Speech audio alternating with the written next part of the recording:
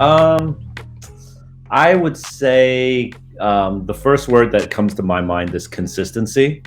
Um, I've had quite a long career so far already.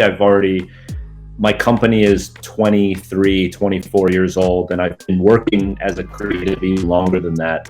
And the people who always respected have been those who have been consistent with their vision.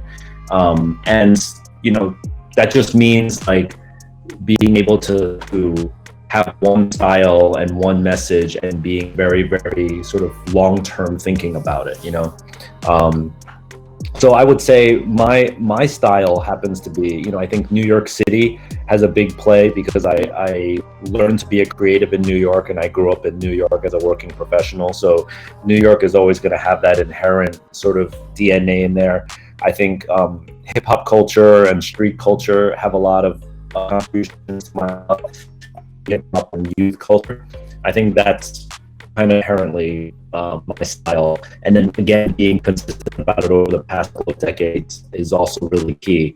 I wouldn't say I have a hand style, like like a graffiti artist or like a painter would, where like if you look at this thing, you immediately know that's like a J piece. Like that's not what I've been trying to do. I like being a little bit more covert and behind the scenes. And just letting the product speak for itself individually, not necessarily as like part of a long-standing kind of lineage type thing, if that makes sense. I just wanted, each project that I did, I wanted to treat it as its own unique project versus necessarily like tying it all together with other things. Yeah.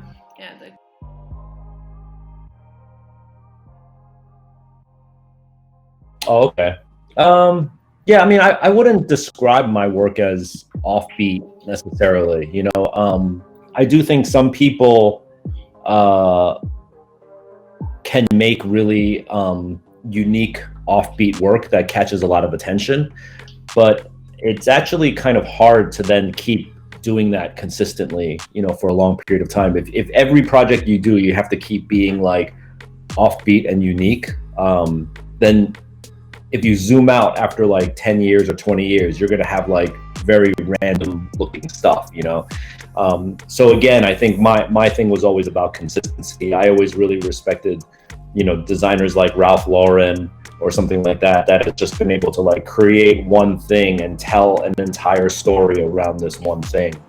And, quite frankly, that's probably why it took me so long to gain any sort of notoriety or like success, being in it for 20 plus years. I think there's a lot of creatives nowadays that are quote unquote like overnight successes, where like they just made something and then they just become like famous overnight. And a lot of those people that get overnight success don't have the staying power to stay for many, many years, and there's nothing wrong with that. Actually, if you're a young creative looking at this or watching this, there's nothing wrong with trying to just make like something really unique and amazing one-off and like getting really famous fast. There's nothing wrong with that, obviously. It's just not the way that I personally wanted to go about it. I wasn't interested in short-term fame or quick approval. I was always interested and really fascinated with crafting something deliberately, slowly, and consideredly, like just really measured step-by-step improvement, like one step. That's it. I never wanted like rocket ship growth,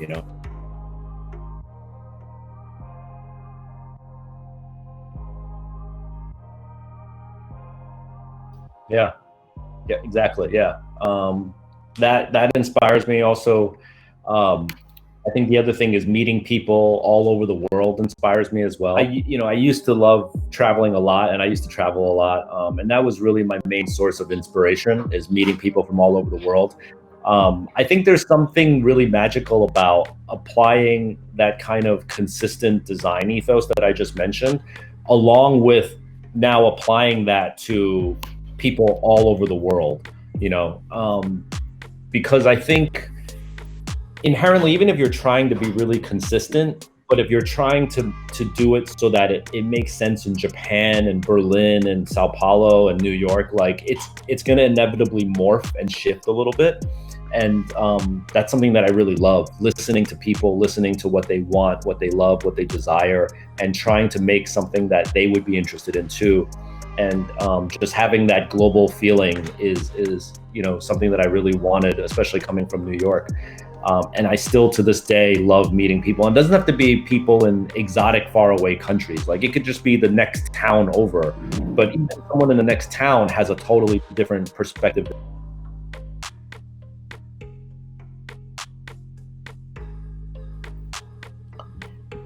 Yeah, it's really interesting. We came out of this age of brick and mortar retail stores, which started to feel old and archaic. And then we moved into this age of digital retail, where the digital monsters became sort of like the owners of everything. But then what happened very recently, right before COVID, was more innovative brands, even brands that were born on digital, were starting to see the importance of in real life brick and mortar experiences. So if you look at Apple stores are oftentimes regarded as the highest grossing per square footage retail stores in the world, and they're so clean and empty and beautifully designed. And then you see brands that were born on the internet, like Allbirds or Everlane, or, and things like that, like Away Travel. Like these brands were starting to open up brick and mortar retail stores, even though they were born, digitally. And I think people started to understand that like brick and mortar was really important. And then, so now we're in this post-COVID era where, stores have to close. There's a virus that is attacking people when they're too close together. So now gatherings are very difficult. And I think what's going to happen in the future is we really need to rethink what's happening now. What's going to happen in the future is stores are going to be struggling to fill up their locations, even with a vaccine in the near future, right? And when I say near future, I mean like 2 years, So for the next 2 years, stores are not going to be fully open or allowed to be fully, capacity in terms of the number of people allowed in the store. A lot of businesses won't make it. They're going to go out of business.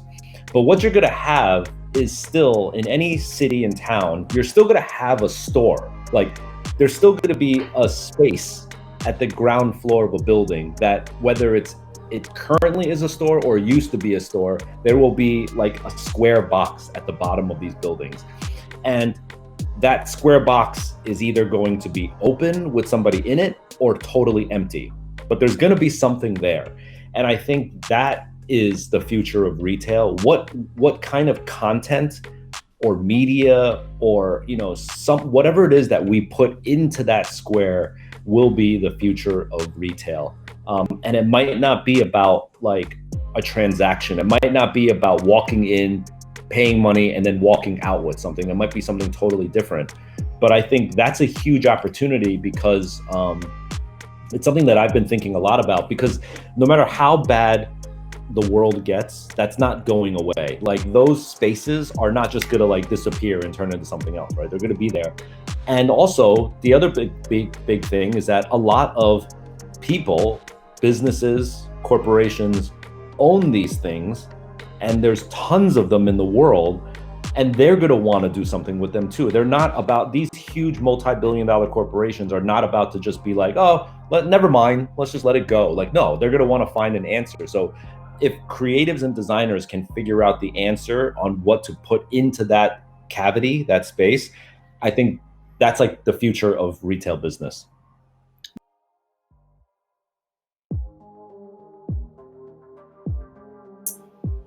Yeah, I mean, as you mentioned, I have a podcast and I do a lot of online teaching. And so the virtual world is really adept at being able to spread information to a lot of different people. I used to actually teach on the university level. So I used to teach a traditional classroom where 30 students were in the class, and only the 30 students who were wealthy enough to pay for the tuition could sit in that classroom. And then with Skillshare, it really opened it up so that now everyone can kind of take my class. And I have 40,000 students on Skillshare now. It's really amazing, and tens of thousands of people tune into the podcast every week. And so I'm able to share information at a much wider scale. So I think, virtual learning and virtual gatherings are really prime for this kind of environment, which is why, you see businesses like Zoom and Google Meets, like, they're like skyrocketing. Even if you think about like the gyms and fitness, of like traditional gyms that you go to versus like Peloton and online fitness, which is like skyrocketing as well. Everything's going to be done sort of like remotely. But I will still say that we do as a society need to figure out how to still meet people in real life in a safe way, because I think there's certain things that are irreplaceable, that current technologies, and for that matter, I think foreseeable future technology cannot replace sitting down face to face with someone and meeting someone in person, or having a drink or having a meal with somebody. That 1 hour interaction in person to me replaces 500 emails and 50 hours of Zoom conference calls. There's something that you can feel when you meet with somebody that is so strong and powerful. And I don't see digital being able to replace that. So I would say to young people who might be watching this, even though you might be really killing it on all these virtual platforms, don't lose the skill of basically being able to meet people in real life. That's a really critical skill set.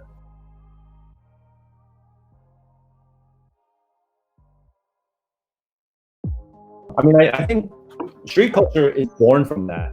Street culture is born from anti-establishment. So, the opposite of street culture and streetwear is like big fashion houses, like really big, retailers and stuff. And we were like the sort of punk rock version of fashion, So I think in this day and age where, protest and having a voice is really important right now, particularly for young people, I think streetwear and street culture is a great medium for people to be able to express their views, in fashion. And I think we're out of this like really dark period of global protesting and racism and inequality. We're going to see some incredible voices being heard coming out of this. And probably a lot of them will express themselves through fashion and streetwear, and design. So that's number one. And number two, I think also street culture has always been about diversity in a way where it's not really about, we weren't about diversity because we were trying to be non-racial or equal. We were into diversity because we loved what everyone brought to the table, and it didn't matter what color your skin was, So if you listen to hip hop, if you listen to punk, if you skateboarded, if you played sports, in street culture, all of us can get along and be friends. Whereas before street culture, it was very segmented. Like skaters had to stay there, basketball players had to stay there, punk rock had to be here, hip hop had to be there, and there was no place that we can all hang out. Like literally, physically, there was no place we could all hang out. And then with the advent of streetwear and street culture, we were all able to like hang out together.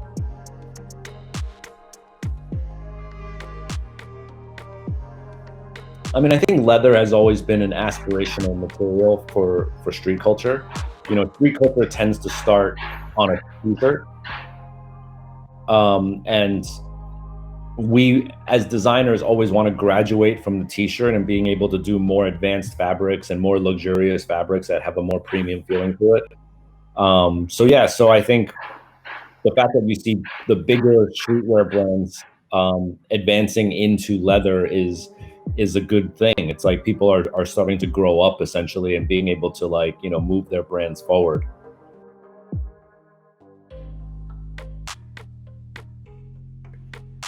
Well, in sneaker culture in particular, the quality of leather has always been really, really important, because there's, if you know leather, you know that there's different grades of leather. Just saying this is a leather shoe doesn't mean that it's necessarily good. And sneakerheads or sneaker connoisseurs from decades ago have been able to just smell, like I could smell a shoe and know that this was good or not good, and so when I buy shoes, it's still the first thing that I do. When I open the box, I smell the box, and it's like I have a shoe here, like where like you know, this is a sample prototype, but you can see like the detail in the leather that like we use this like cracked tumbled leather here, and then the patent leather there, you know, and then the pony hair, you know, the suede, and then you've got this really beautiful, like you could also hear leather, you know, like when you rub it, like it's like smell here. It's not just about the feel, you know, like all of that, and then the smell. Like this shoe is this is like a 2-3 year old shoe, but the smell is still like beautiful, you know. So always love that.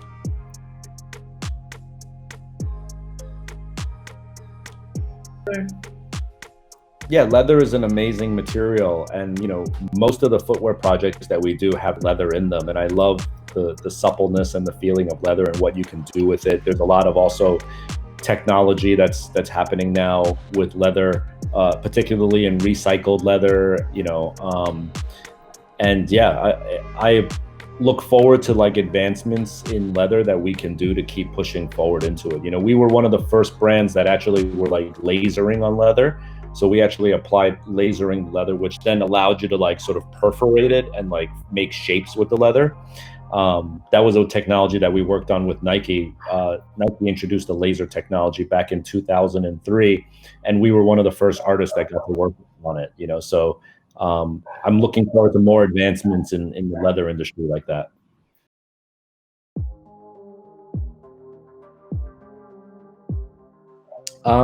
Yeah, I've always tried to go against the grain and do something, you know, interesting and different. And I think it has to do with the fact that, you know, when I was growing up, I didn't really have a good sense of my own identity. You know, I didn't grow up amongst other Asian people. I grew up, you know, in like a primarily Caucasian society that I didn't have a lot of people that looked like me. And so growing up, you know, between the age of 0 and 17, I didn't really know who I was. It was after I got to university in New York that I started to interact with other people, you know, who were minorities and people of color. And that's when I started to understand my own identity. And that's really been a driving force for me to do things that I'm proud of as a person, but also do things that will represent my people strongly in a global manner. And I think even the way that I do it is very interesting and unique. I don't go out there and try to say that I'm the best Asian designer or the best Asian footwear designer or the best Chinese streetwear designer. I go out there and try to just make stuff that people really want. And I think the best way is for people to become fans of my work and then realize through some research that I am Asian, and then open their eyes to what it means to be Asian and Chinese, you know? So I'm kind of taking a backdoor approach to it, which I think is in the long run, I think is more effective.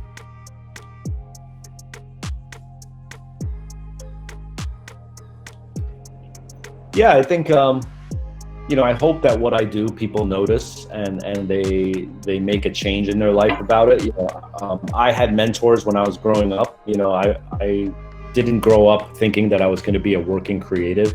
It wasn't even a reality for me. And it was certain mentors that were in my life that showed me that there was another way. You know, they didn't hold my hand, they didn't give me money, they just showed me that there was another possibility. And that's really all I'm trying to do with the podcast and Skillshare and the work that I do. I'm just trying to show people that there is another way. This might not be your way, but you should find your other way. That, you know, just because your parents or your boyfriend or girlfriend or society, teachers tell you that this is the way that you should be, you can actually say, no, wait, hold on, I think there's another way. And that's what I'm trying to do. And that's what, to me, a positive social contagion is all about. It's about people moving forward and thinking independently for themselves and doing what they love to do.